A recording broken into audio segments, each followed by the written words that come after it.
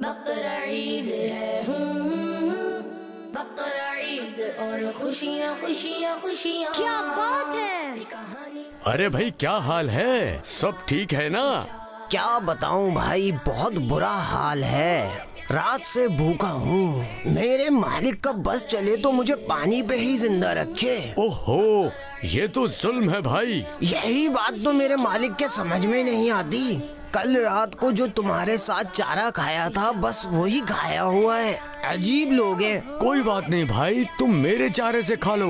मेरा मालिक बहुत अच्छा है, मेरे खाने पीने का बहुत ख्याल रखता है। शुक्रिया भाई। काश सब बकरों के मालिक तुम्हारे मालिक जैसे होते। मेरे मालिक ने तो जैसे तुम्हारे मालिक के चारे पर ही छोड़ दिया। कोई बात नहीं भाई, कुछ ही दिन की बात है, फिर तो हमने अल्लाह पाक की राह में कुर्बान हो ही जाना है। सही कह रहे हो भाई। अल्लाह पाक ऐसे लोगों को हिदायत दे जो कुर्बानी के जानवर तो ले आते हैं लेकिन इसका ख्याल नहीं रखते।